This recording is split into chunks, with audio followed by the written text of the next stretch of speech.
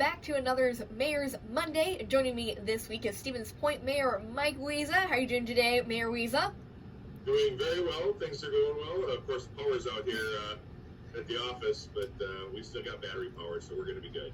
Yeah, bit of a weird weather day so far. I know it went from raining to very sunny here in Wausau, so... Right, and of course, we record this on Friday for airing on Monday. Yep. So, speaking of the weather, it is starting to actually feel like fall, and first day of fall was last week, which means that people are going to have to start worrying about leaves and leaf pickup, and I know you guys just released your schedule for that down in Point. We did. So every year there's a National Make a Difference Day where people are encouraged to come out and volunteer, whether it's, raking the yards for elderly people or maybe people who can't rake it themselves or litter pickup, things like that. So we've always scheduled our leaf pickup after that Make a Difference Day. This year, National Make a Difference Day is October 24th. It's a Saturday.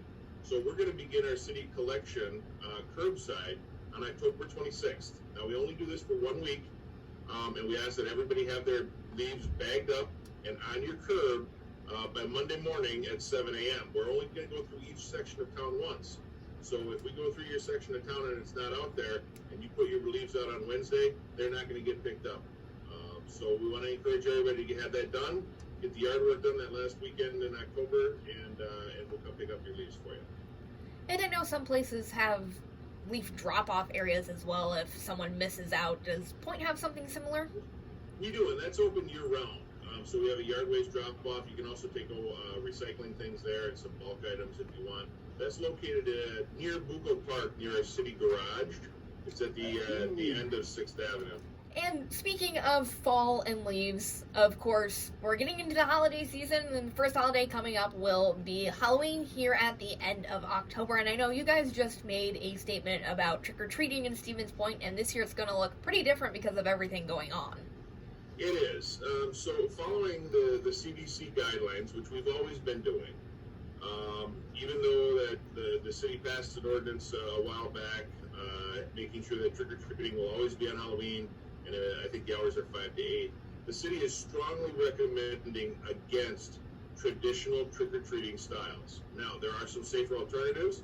You can have, buy some candy, have a hide-and-seek kind of trick-or-treating / Easter scavenger hunt at your house or in your yard. There are some safe alternatives in regards to I know the Children's Museum here in Stevens Point is doing kind of a driving scavenger hunt. But we don't want people handing candy and putting it in everyone's bags. You're getting a lot of contact there. People have said, well, why can't your kids do this if the adults are going through a drive-through? But, the drive-through has food standards that they need to live by. They have a health department oversight, and they make sure that their sanitation is what it's supposed to be. Houses don't. So, every parent probably checks over their kids' candy before they're allowed to eat it because we want to keep our kids safe. This is no different. Make sure your kids are safe.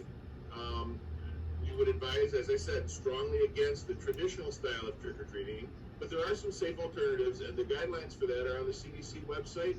We also have them available at the City of Stevens Point. If you go to stevenspoint.com. And did I see something maybe about a photo contest as well? We did. Unfortunately, I was hoping to have it up this week, but there was a little bit of an emergency with our media coordinator, so we may not have it up. So one of the things that I did is because I like, Halloween's my favorite holiday. We decorate our house, my wife and I and my daughter and son-in-law all get dressed up, and we hand out candy and try scaring people. One of my favorite things, right? But we can't do that this year. We're not going to participate because it's not safe. So what we're doing here at the city is we're going to set up a website, probably like a Facebook page, where people are able to post pictures of their decorated houses or their decorated rooms, costumes, and then we're going to open it up to the general public. And everybody's going to have a chance to participate, which is even better than having your kids go door to door in the neighborhood. Everybody gets to participate. Everybody will get to see this. And then in the end, I've got some giant-sized candy bars, and we're gonna mail them to the winners. Private message them to get addresses to the winners, but we're gonna mail those after Halloween. So we'll still have a citywide contest, and everybody will still get to experience all the creativity that they usually do in regards to yard decorations or costumes. Yeah, and I mean, giant-sized candy bars are a great way to bring that in, I bet. They're big, too. They're like this. Yeah, I remember when I was a kid, those were always the best houses for trick-or-treating, so... Yeah, I think it'll be fun. I'm looking forward to it. Yeah, definitely. And I know something else coming up around this time of year is the election, and in this past week, you guys installed drop boxes in Stevens Point. How are those boxes going so far? So, very well. The first box that we installed right out here in front of City Hall at 1515 Strongs Avenue. Again, both of these are monitored 24/7 with surveillance cameras. So hopefully no mischief will happen. But that first day, we got 75 ballots out of it. And the second one is installed on the University of Wisconsin-Stevens Point campus, right in front of the Dreyfus University Center, near the communications building. But if you drive down that street in front of the DUC, you'll find the drop box there. And I haven't actually talked to the clerk to see how that one's going, but I know that people have been dropping their ballots in, so I don't have an exact count, but I know it's being well received and well used. And of course, we still have the drop-off option if you want to come to the city clerk's office in person. You can certainly do that while you're at City Hall. Be sure to wear a mask. And then, of course, I think October 20th is the first day for in-person early voting. And that's going to be here at City Hall. Or we're going to have another early voting location set up at 933 Michigan Avenue. So we'll have both of those locations set up for early voting beginning October 20th. And how has just absentee voting in general been going in Stevens Point? Say that again, I'm sorry. How has just general absentee voting been going so far? Gotcha, sorry. With the lights out, there's a generator going on across the wall from me, and it's kind of hard to hear, so I apologize for that. But I can tell you that on a normal election of this size, a normal presidential type election, we may have 700, 800, maybe even 1,000 absentee ballot requests. This year, we've had over 4,700 so far. And I expect that number to continue to go up. If you go to myvote.wi.gov, you can sign up for an absentee ballot or early ballot. Technically, absentee ballots and early voting is the same thing. But you can go there and sign up. You can actually track the progress of your ballot, so it'll tell you when we receive it. And then, of course, those ballots will get counted on election night. Now, the state has recently made a ruling that those mail-in ballots can actually, they will still count as long as they're postmarked by election day. They can still count even if they come in up to 6 days after the election. So it's a little bit confusing, and it'll probably be a little bit before we're able to get a final answer on everything. But we want to make voting as accessible, as safe, and as easy as we possibly can, because it's our civic right and it's our civic duty to do so. And I hope everybody that is able to registers to vote and gets out to vote in some way, shape, or form this year for this. This is a big election. Yeah, and maybe going back a little bit with the drop boxes, do you expect to then keep those for elections to come after this? Absolutely. So we made the purchase. They're a little over $2,000 a piece. We are going to take them out after the election, so it's easier to plow the sidewalks and things like that. And then we'll reinstall them for the spring elections. So I expect these to be in use for all of our elections going forward. Okay, great. So I know another thing that has been going on in the area is the Business 51 project. I know there were some public input sessions about that in the past week. What should people know about that project as it gets moving forward? So now is the time where we're going to be talking about design. Arguably that road was set for reconstruction, I think it was somewhere in the 2013, 2014 range. And we had an earmark of some funds to be able to do that. We couldn't come to a consensus on how we wanted to do it, and we moved those funds over to the Hoover Avenue overpass. But that didn't change the need. So we have a couple of options, and we're trying to figure out which one is going to work best now. It doesn't have to be the same option for the entire stretch, because it literally runs from one end of the city to the other. And some of the road goes through a business district. Some goes through a predominantly residential area, and then back into a business district. So the solution may not be the same for everything, but the prominent idea right now is to reduce the number of travel lanes. I'm not so sure I'm comfortable with that, because it's our main thoroughfare north and south.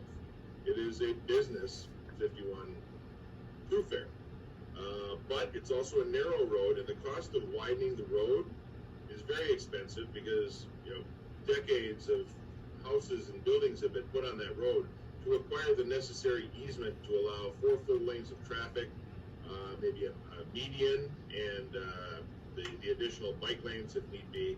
It is just crazy expensive. So we're looking at what options we can do.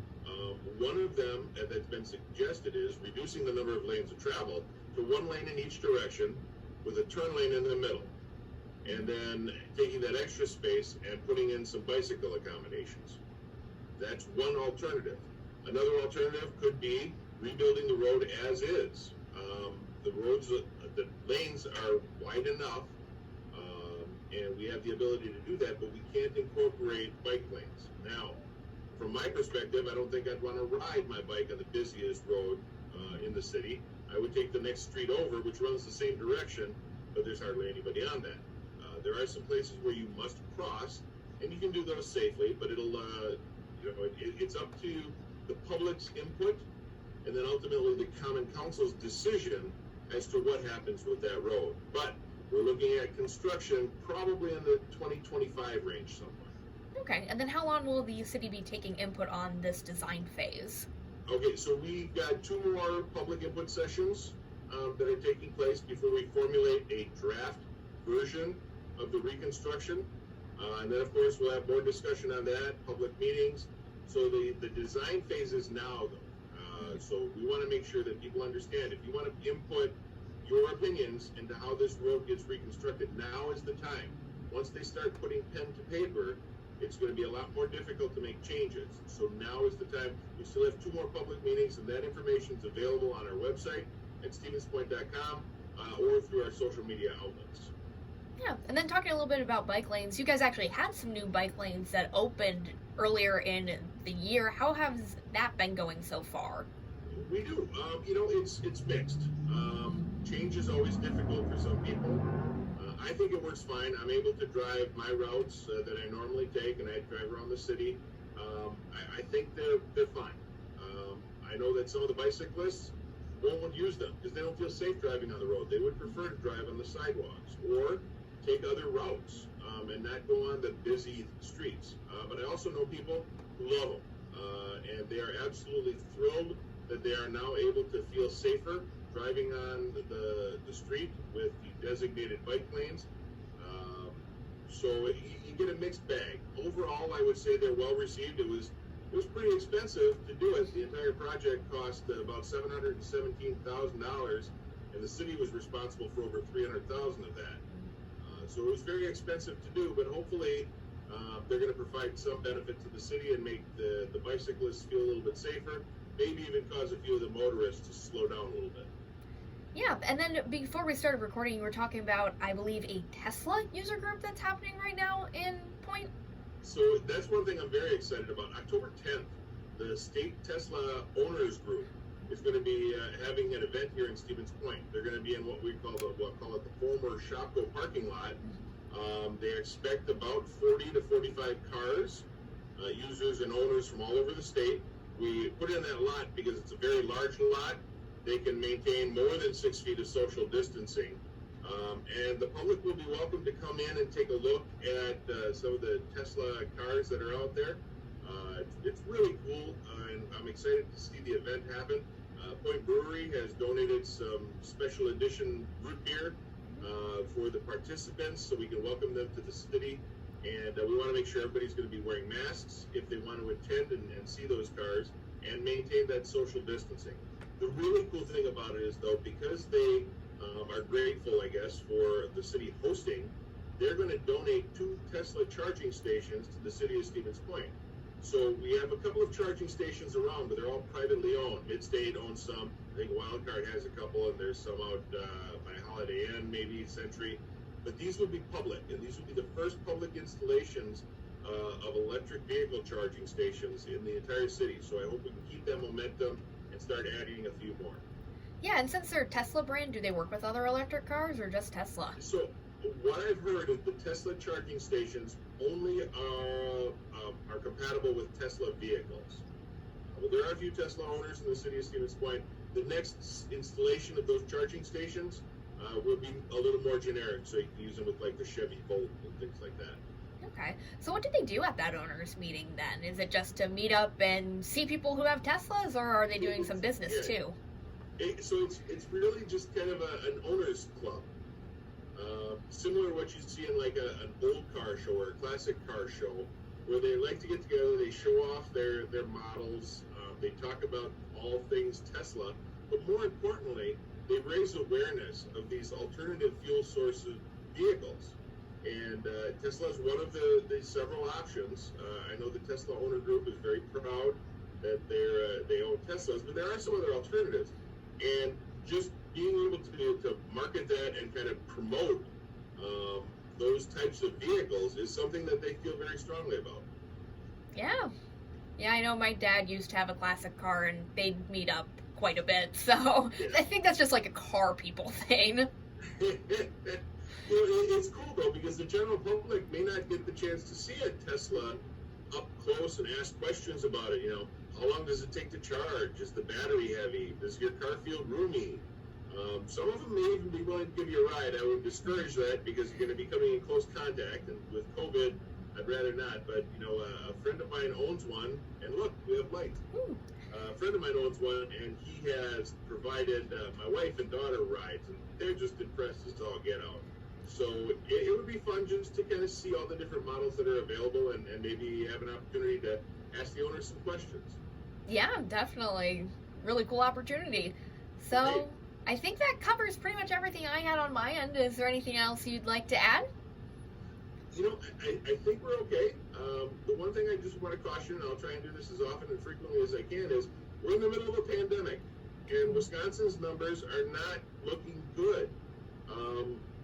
I got a message from a friend of mine in Hawaii. The mayor of Hawaii is a friend of mine.